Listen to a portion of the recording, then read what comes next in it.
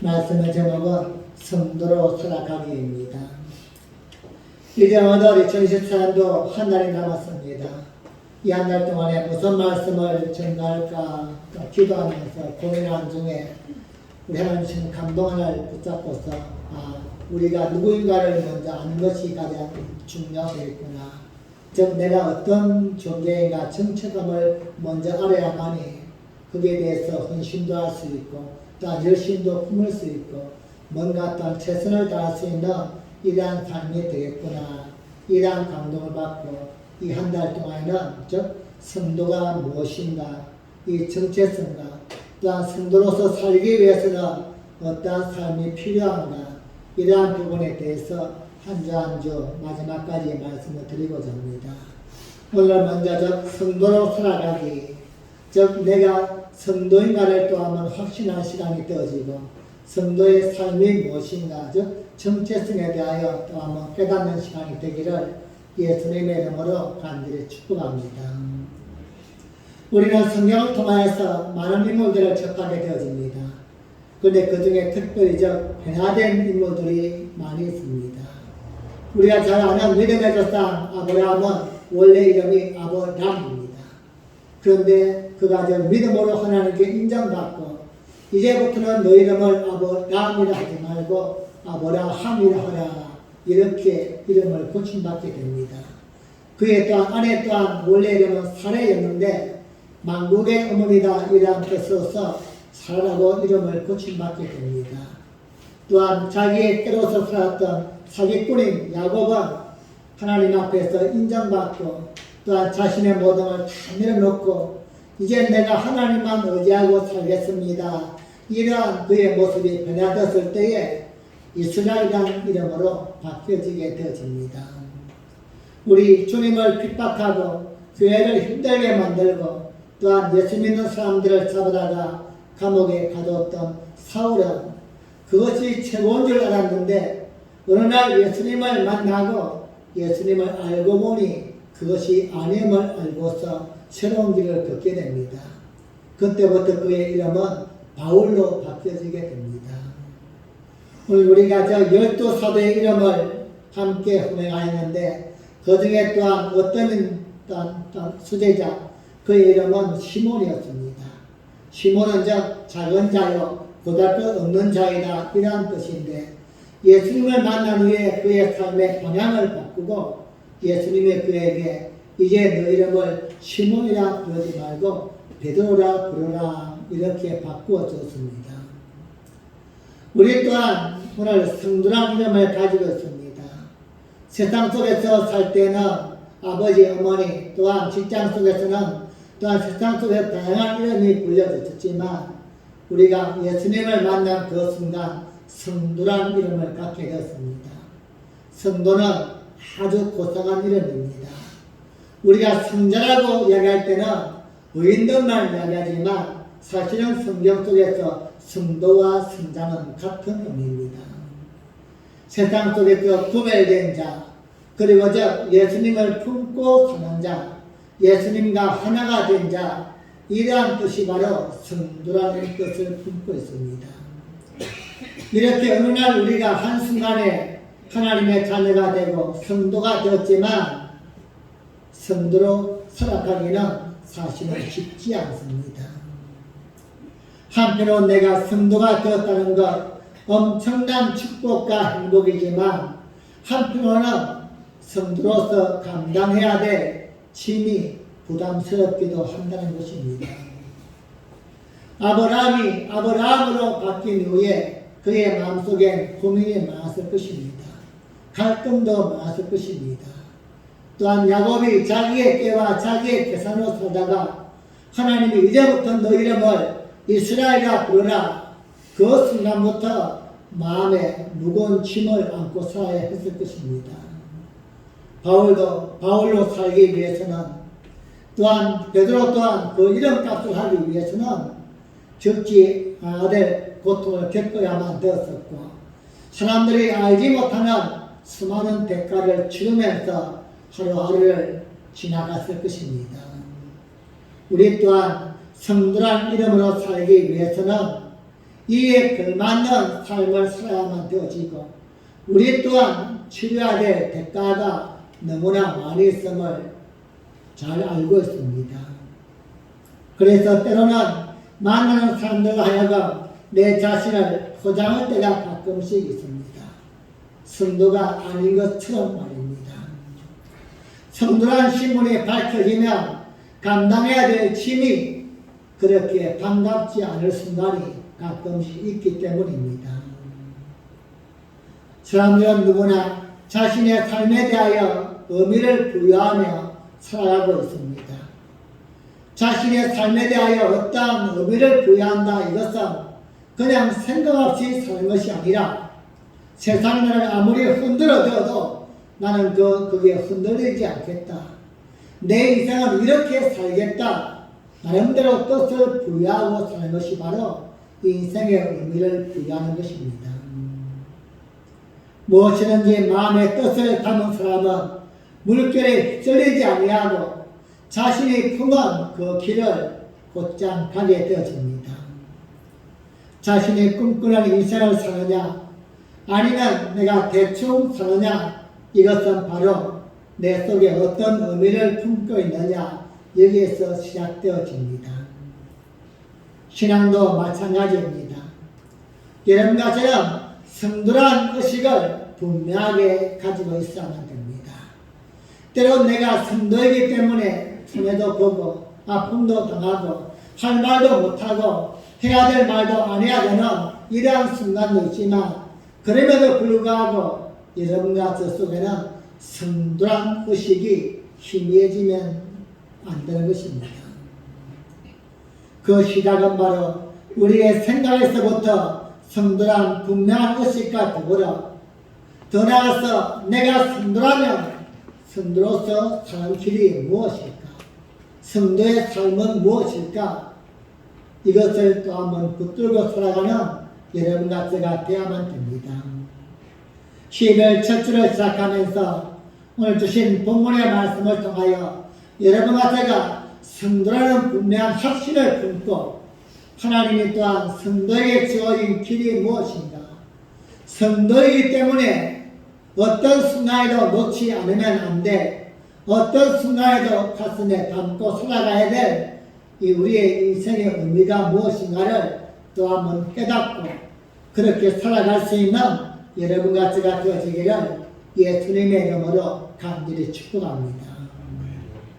첫째로 성도는 보냄을 받았다는 의식을 품고 살아야만 됩니다.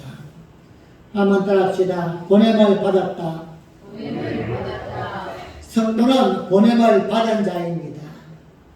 즉 믿음으로 살아가는 성도는 단순히 교회에 다니는 사람이 아닙니다. 이것을 그냥 단어서 풀이할 수는 있겠지만 성도의 의미를 제대로 살리는 것은 아닙니다. 중요한 것은 나 자신을 성도로 할 때에 나 자신에 대하여 어떤 의식을 가지고 있어야만 되는데 이것을 자기 인식이다 이야기합니다. 성도는 성도의 인식을 품고 살아야만 됩니다. 오늘 본문이 우리에게 말씀하는 그 첫 번째가 바로 우리는 하나님으로부터 어딘가에 보냄을 받은 자이다, 이것을 강조하고 있습니다. 마태복음 10장 6절과 7절 말씀입니다. 시작. 하나님 이스라엘의 집에 잃어버린 양에게로 가라. 가면서 전파하여 말하되 천국이 가까웠다 하고. 아멘. 본문에서 가라, 가면서 이러한 말씀이 나옵니다. 이것은 예수님이 우리를 어딘가에 보내신다는 뜻입니다. 이 말씀은 예수님이 전체적인 말씀으로 확장해 볼 때에 12 제자를 선택하시고 그들을 훈련시키는 과정 속에 세상으로 보내는 장면입니다. 예수님이 제 아들을 보내시는 내용은 당시에는 훈련의 의미가 담겨 있지만 예수님이 공생의 기간에 제 아들을 훈련시킨 그 내용은 사실상 오늘날 우리에게 제자로서 또한 성도로서 살아가야 될 모토를 보여주고 있는 것입니다. 뿐만 아니라 성천하시면서도 성령을 약속하시면서 하신 말씀도 우리를 보내시겠다 말씀입니다. 마태복음 28장 19절과 20절 말씀입니다. 시작. 그러므로 너희는 가서 모든 족속으로 제자를 삼아 아버지와 아들과 성령의 이름으로 세례를 주고 내가 너희에게 분부한 모든 것을 가르쳐 지키게 하라. 볼지어다 내가 세상 끝날까지 너희와 항상 함께 있으리라 하시니라. 아멘. 너희는 가라는 것입니다. 사도행전 1장 8절에서도 오직 성령이 너희에게 임하시면 너희가 권능을 받고 예루살렘과 온 유대와 사마리아와 땅끝까지 이르러 내 증인이 되리라 말씀하였습니다. 여기서 온 유대와 사마리아와 땅끝까지 이르러 이 말씀은 가라는 말씀입니다. 오늘 다양한 본문 속에서 무엇을 말씀하고 있습니까? 성령은 일관성 있게 성도를 파송한다는 것입니다. 보낸다는 것입니다. 하나님은, 예수님은 우리를 파송합니다. 어디로 보냅니까? 다양한 삶의 현장 속으로 우리를 보내시는 분이십니다. 이렇게 성도는 예수님이, 하나님이 세상으로 보냄받은 자입니다. 즉 세상 속에서 살아가야 될 명분과 그러한 목적을 품고 있는 자가 바로 성도인 것입니다. 사랑하는 여러분, 오늘도 우리가 성전에 모여서 예배를 드리고 하나님의 말씀을 듣는 가장 중요한 이유가 바로 이것입니다. 보냄받기 위해서입니다. 한 주간 동안도 보냄받은 그 현장 속에서 하나님의 사람이란 성도란 정체성을 품고 어떤 순간에도 무너지지 아니하고 흔들리지 아니하고 굳건하게 살아갈 수 있도록 오늘 예배를 통하여 은혜를 받는 것입니다. 하나님이 우리를 보내시기에 우리가 성도로서 이 땅에 있는 것입니다. 우리는 어떤 환경 속에 산다할지라도 하나님이 나를 보내셨다, 이 인식을 잊어버리면 안 됩니다. 그것이 마음에 들든지 들지 않든지, 그것이 내가 원하는 곳이든 원하지 않는 곳이든 하나님은 성도를 보내셨다 말씀합니다. 때로는 말도 안 되는 장소로 보내시면서 하나님은 우리에게 소중한 삶을 살게 하십니다. 여러분, 하나님이 우리를 보내셨다 이 말을 하나의 단어로 이야기하면 바로 사도라는 뜻입니다. 성경 속에서 12사도가 나오고 또한 예수님의 뜻을 이어갔던 많은 사도들이 등장하게 되어집니다. 사도란 말은 어떤 임무를 부여받고 파견되는 사람을 사도라고 이야기합니다. 12사도는 예수님의 특별한 사명을 부여받고 그들이 바로 세상 속에 파견된 사람입니다. 이 땅에 복음을 전가하기 위해서, 교회를 세우기 위해서 곧 그들은 예수님의 사명을 대신 감당하고자 세상에 파견된 자가 12사도입니다. 예수님으로부터 직접 선택받고 파송을 받았다는 의미에서 그런 고유성이 있지만 오늘 이 시대의 성도들 또한 12제자와 동일한 고유성을 품고 있습니다. 이 땅에 보내심을 받았다는 것, 이 동일한 의미에서는 12제자나 여러분이나 저나 같은 의미가 있다는 것입니다. 성경에서 사도란 말을 현대어로 대치할 때에 가장 어울리는 말은 대사입니다. 대사는 보낸 사람을 대신하여 무언가 일하는 사람입니다. 우리나라에 많은 대사들이 외국에 나가 있습니다. 그리고 이들은 각 나라에서 우리나라를 대표해서 일을 하고 그만큼 대우도 받습니다. 대사는 다른 나라 대통령 앞에서도 다리를 꼬고 앉습니다.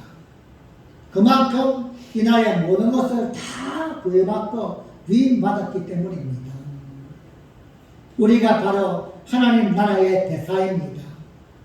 하나님이 우리를 이 땅에 보내신 이유가 있다면 하나님이 원하시는 사역을 감당하기 위하여 하나님이 원하시는 그 일을 대신하게끔 임무를 받고 파견된 사람, 곧 하나님의 대사입니다.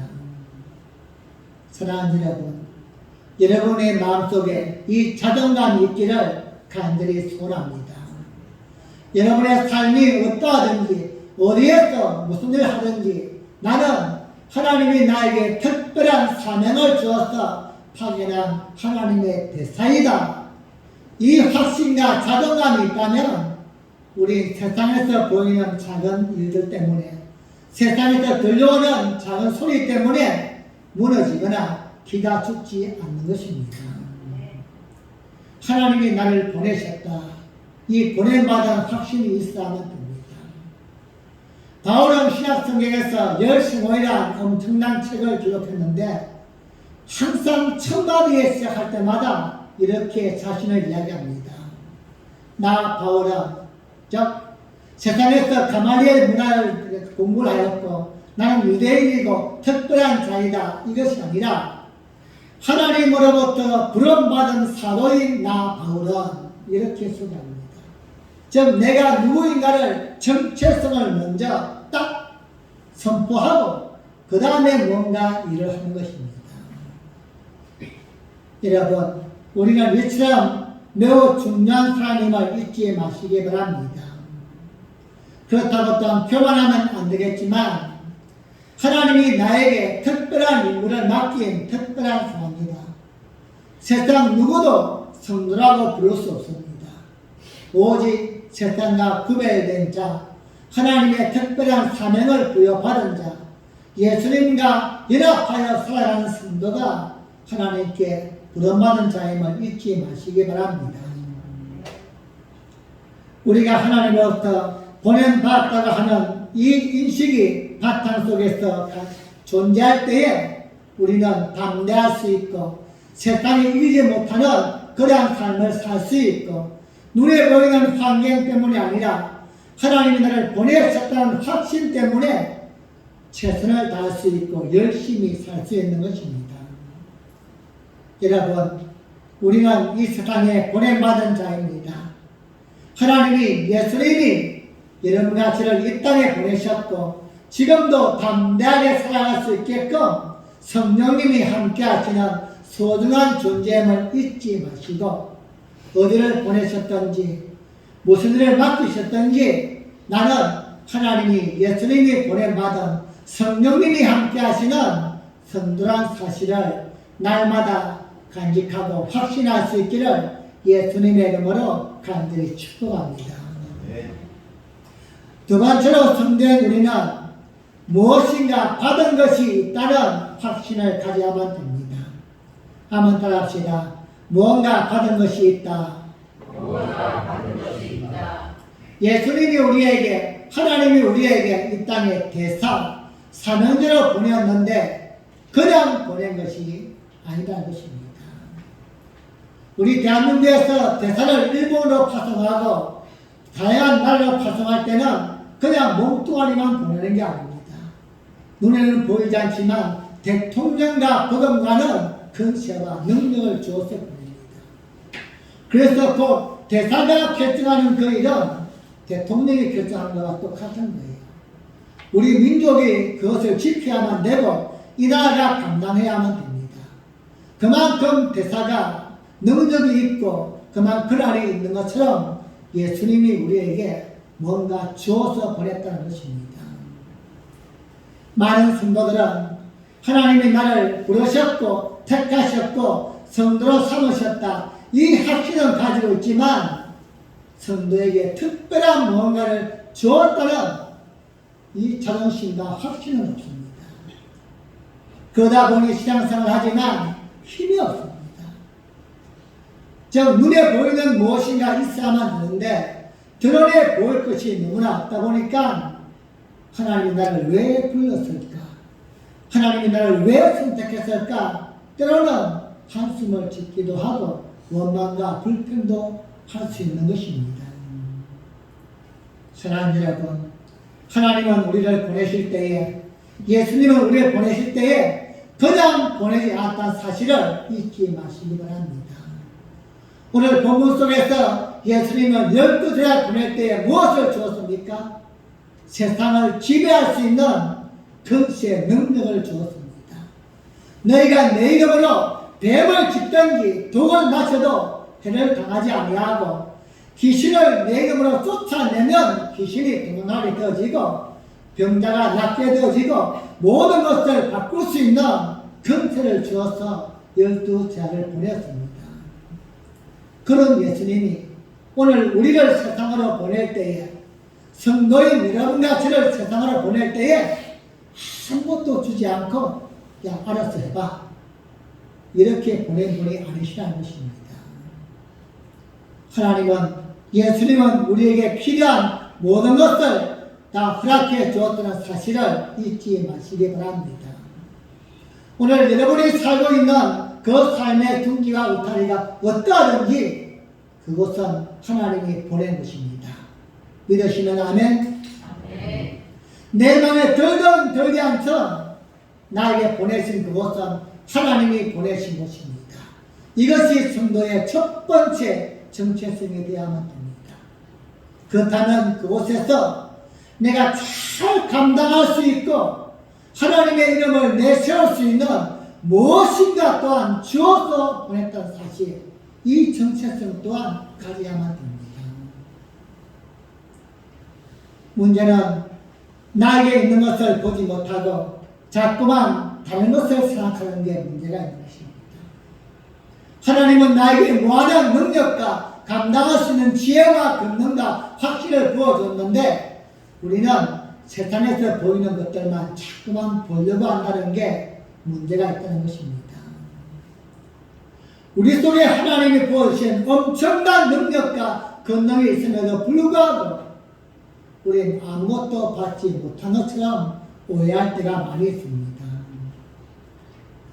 하나님은 모세를 불러서 너는 내 백성을 애굽에서 구원해내라 이래할 때 이미 하나님은 내가 너와 함께할 것이다 약속해 주었습니다.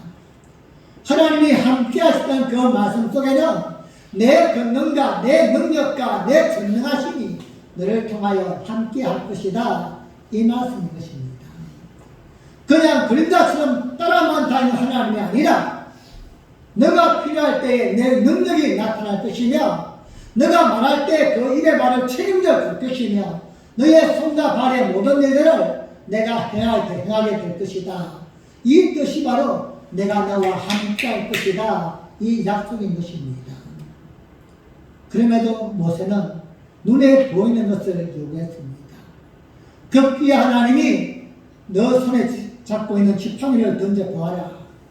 들이면 뱀이 됩니다. 그 뱀의 꼬리를 붙잡아라. 꼬리 잡았더니만 다시 뱀이 되었습니다. 지팡이가 되었습니다. 내 손을 품속에 넣어봐라. 품에 넣었다가 빼보니 손에 문둥병이 생겼습니다. 다시 손을 품에 넣어봐라. 다시 품에 넣었다가 품했더니 손이 깨끗해졌습니다. 이렇게 보여주면서 하나님은 내가 너와 함께 할 것이다 약속하십니다. 그래도 모세는 여전히 하나님을 믿지 못합니다. 하나님 그들이 누가 나를 보냈다고 하면 뭐라고 해야만 됩니까?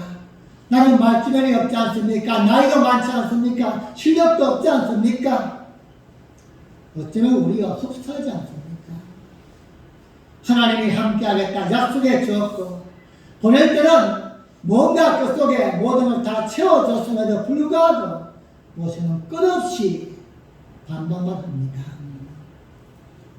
엘리야 시대에 하나님은 엘리야를 보내어서 바알과 아세라 신을 섬기던 그들과 싸우게 합니다. 그런데 엘리야는 그들을 보자 기가 죽습니다. 하나님 저 동안 850명이고 나는 혼자 합니다. 어떻게 하면 됩니까? 이때 하나님 어떻게 말씀합니까? 내가 바알에게 무릎 꿇지 않은 7,000명을 숨겨뒀다. 눈에 보이지 않지만 너를 도와줄 7,000명이 너를 위해서 기도하고 있다는 겁니다. 너와 함께 싸우기 위해서 준비하고 있다는 것입니다. 요나에게 하나님은 가라고 말씀합니다. 하지만 요나는 마음에 들지 않습니다. 핑계하고 외면합니다. 사랑하는 여러분, 우리는 어떻습니까? 이래서 안 되고 저래서 안 되고 이것 때문에 못하고 저것 때문에 못하고 하나님이 우리에게 무한한 능력을 주었음에도 불구하고 뭔가 남들이 갖지 않는 다른 것을 우리에게 부어주었는데 우리는 자꾸만 핑계만 합니다. 다른 일들은 잘하면서도 평소에는 잘 가고 잘 하고 잘 이루면서도 뭔가 교회만 하자고 하면은 총체적으로 없다고 합니다. 시간도 없어요, 돈도 없어요, 몸도 없어요, 여유도 없어요. 다 없다는 겁니다. 여러분, 이런 부족함이 어디서 옵니까? 하나님이 나에게 뭔가 주었다는 이 정체성이 없기 때문입니다. 예수님이 12제자를 보낼 때에 그냥 보낸 것이 아닌 것처럼 오늘 우리를 세상에 보낼 때도 하나님은 무엇인가 주어서 보냈다는 확신, 이 확신이 여러분 속에 이 아침에 또 한 번 충만하기를 예수님의 이름으로 간절히 축복합니다. 여러분, 우리 성경에서 달란트 비유를 기억합니다. 한 달란트 받은 자의 실수가 무엇입니까? 우리가 경제학적으로 계산하면은 5달란트나 2달란트 받은 자에게 비해서 월등히 적습니다.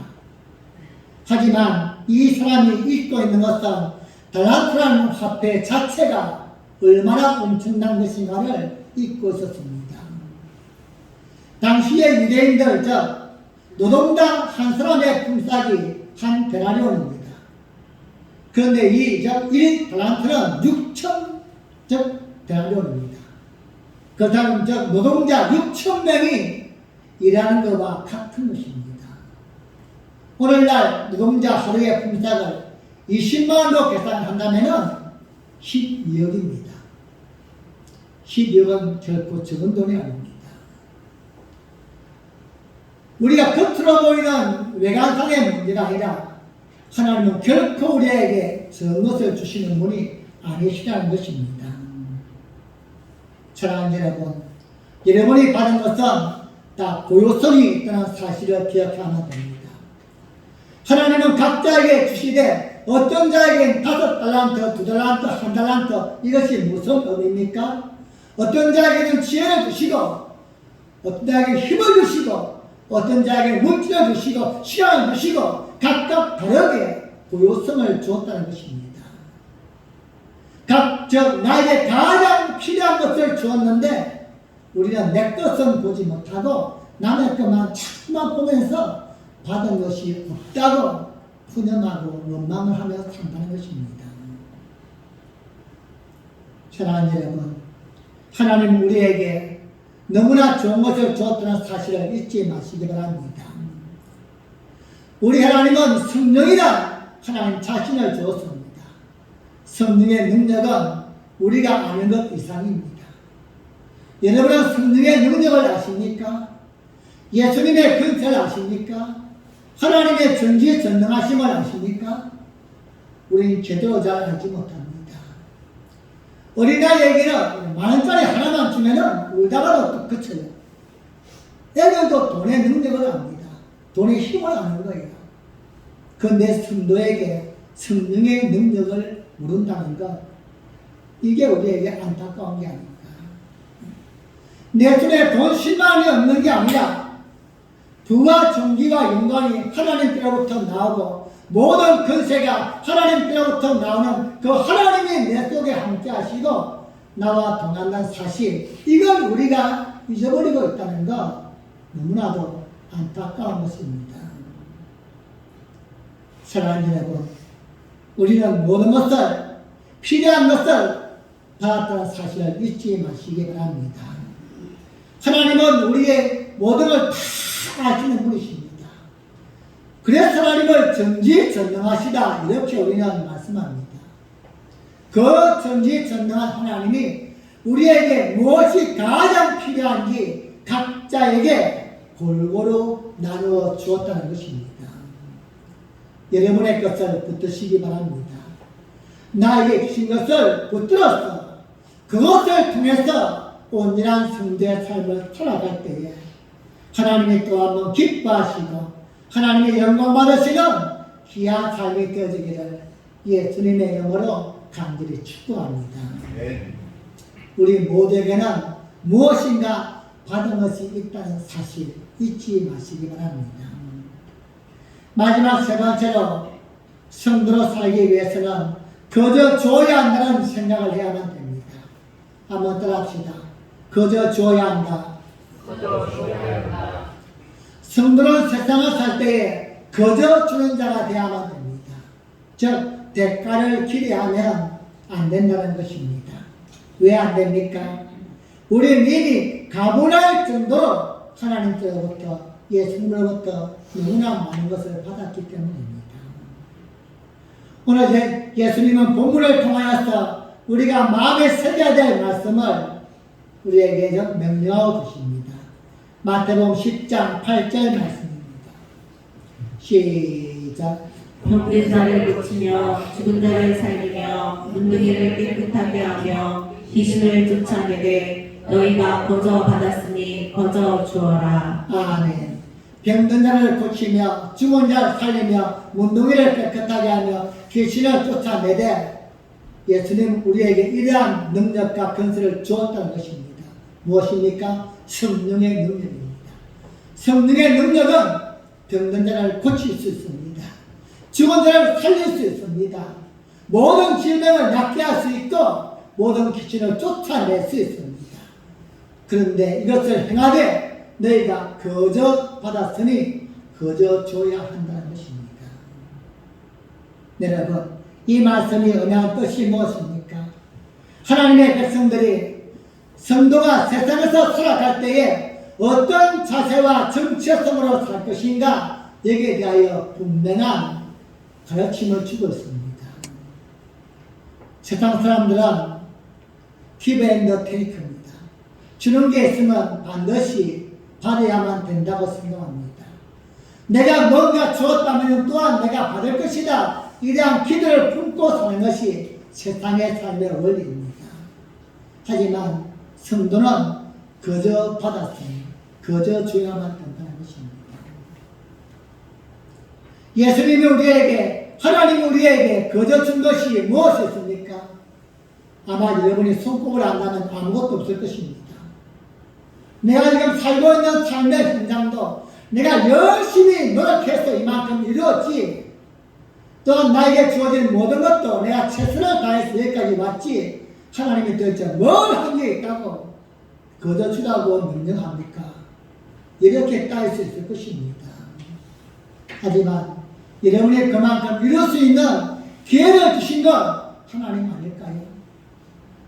그렇기 때문에 뭔가 할 수 있도록 건강을 주시고 사람을 붙여주시고 환경을 붙들어 주신 건 하나님 아니십니까? 혹시라도 지금도 저 소말리아처럼 또한 저 전쟁하고 있는 이러한 나라처럼 우리나라가 되어진다면 우리의 삶이 얼마나 팽팽해질까요? 우리는 거저 받은 것입니다. 내가 잘나고 뛰어나서가 아니라 또한 내가 대단한 가능성이 있기 때문이 아니라 하나님은 나를 일방적으로 사랑하셔서 우리의 거저 주었습니다. 여러분, 거저 받았다는 사실을 잊지 마시기 바랍니다. 하나님이 나에게 거저 주었다, 이 마음이 있으면 날마다 감사할 수밖에 없습니다. 하나님, 내가 한 것은 1밖에 없는데 하나님이 10까지 채워주었네요. 하나님, 내가 한 것은 5밖에 없는데 하나님은 10이라는 엄청난 축복을 나에게 부어주었네요. 이제 이것을 받을 만큼 거저 나누어 주겠습니다. 사랑하는 여러분, 우리는 세상과 구별된 자임을 잊지 마시기 바랍니다.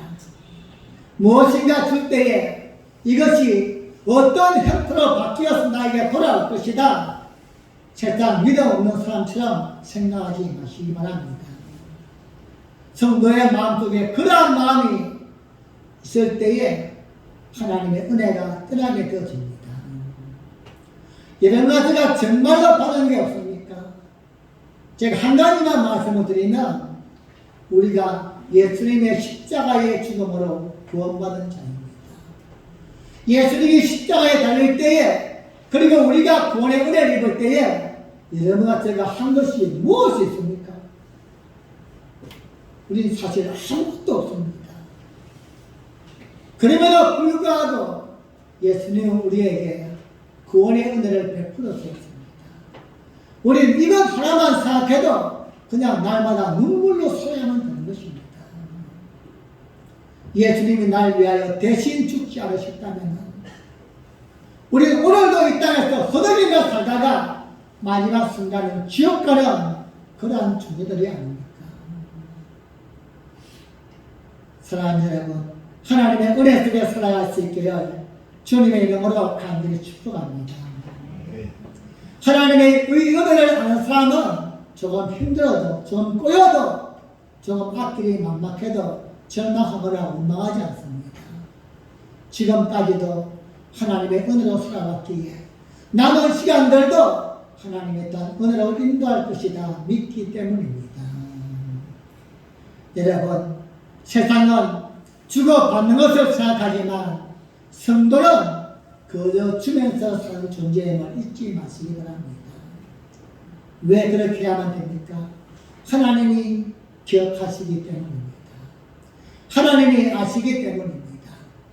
그래서 성경은 너희가 정말로 대접받고 싶으냐?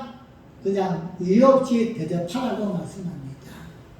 너희가 누군가에게 주라 그리하면 하나님이 채워줄 것이니 그때는 너희가 감당할 수 없을 만큼 누르고 흔들고 넘치도록 하여 하나님이 너희에게 채워줄 것이다. 사랑하는 빛나게 성도님, 하나님을 믿듯이 예수님을 믿듯이 말씀을 믿으시기를 바랍니다. 나에게 있는 것 누군가 눈에 보인다면, 마음에 감동이 된다면, 하나님의 말씀이 기억난다면 억지라도 나아지는 삶을 사시기 바랍니다. 그럴 때 하나님이 나에게 어떻게 보답하시는지, 하나님이 나에게 어떻게 만들어가는지 또 한번 눈으로 보게 되어지고 또 한번 간증할 수 있는 은혜의 삶을 살게 될 줄로 믿습니다. 말씀을 맺겠습니다. 예수님이 이 땅에 오신 목적은 섬김을 받으려 함이 아니라 오히려 섬기기 위하여 왔다 예수님을 말씀하였습니다. 성도가 무엇입니까? 섬기는 자입니다. 세상에 보내어져서 내 힘이 아니라 하나님이 주시는 그 힘을 인하여서 또 다른 사람을 섬기며 사는 것이 바로 성도의 삶입니다. 세상은 섬김을 받으려 하지만 예수님은 우리에게 너희가 거저 받았으니 너희도 거저 주는 자가 되어야 한다 말씀합니다. 여러분, 우리는 이 땅에서 성도로 살아야만 됩니다. 성도인 척 하는 것이 아니라 성도로 살 때에 세상은 또 한 번 하나님을 알게 되고 세상은 또 한 번 하나님의 나라가 확장되어지는 출발점이 될 줄로 믿습니다. 그 시작은 바로 내가 누구인가를 잊지 않는 것입니다. 잘 될 때만이 아니라 때로는 공감과 아픔 속에 있을 때에도 나는 성도이다, 이 자존감이 무너지지 않기를 소원합니다. 다윗은, 바울은 모든 순간에 나는 주의 종이다, 하나님의 보내심을 받은 자이다, 하나님의 부르심을 받은 자이다, 이 자존감이 무너지지 않았습니다. 여러분, 이 땅 속에서 우리가 그렇게도 원하는 것들은 하나님이 한 번만 마음을 먹으시면 솔로몬처럼 다 줄 수 있지 않습니까? 정말로 중요한 것은 하나님 앞에서 우리의 모습을 지켜 사는 것입니다. 내가 그렇게 어려움을 당하면서도, 그렇게 힘든 삶을 살면서도 내 자존심을 포기하지 않고 그렇게 사는 것이구나. 하나님이 보시면서 환장해야만 되는 거예요.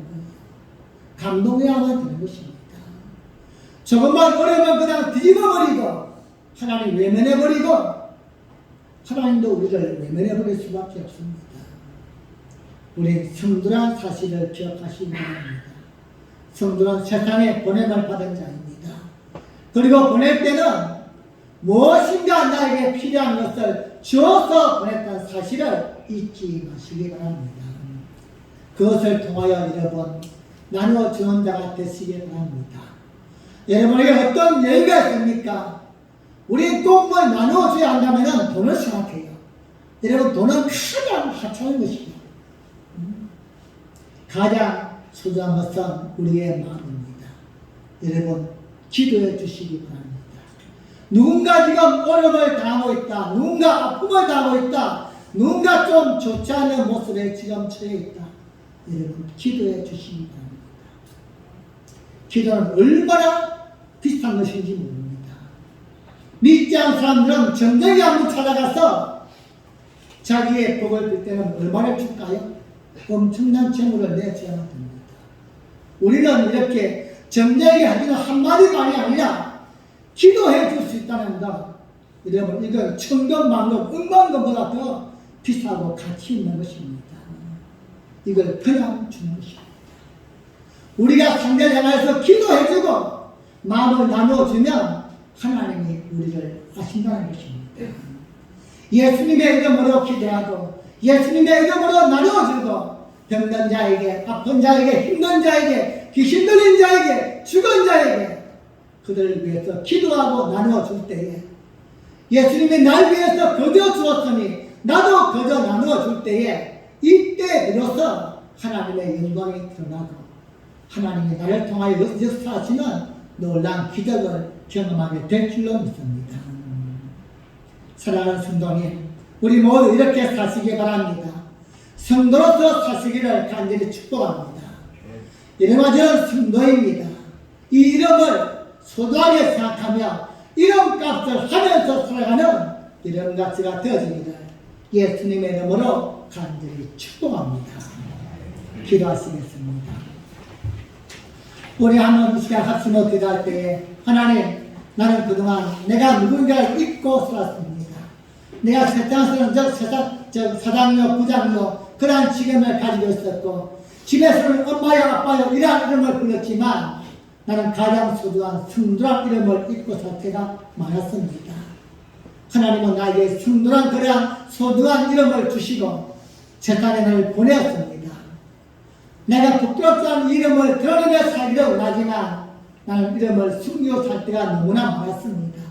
하나님이 창피해서 하나님이 너무 부끄러워서 숨길 때가 많았습니다. 그러면서도 하나님께 복을 달라고 빌었고 하나님께 기도하면서 문제를 해결해 달라고 몸부림을 쳤지 않습니까? 이제 내가 하나님의 이름을 전가하는 성도로 살게 하여 주옵소서. 나에게 하나님이 주신 게 있습니다. 모든 게 다 없다 할지라도 나에게만 주신 게 있음을 또 한번 확신하고 나누어주고 성김에 살 수 있는 성도로서 살게 하여 주시옵소서. 우리 함께 주여 한번 부르고 기도합니다.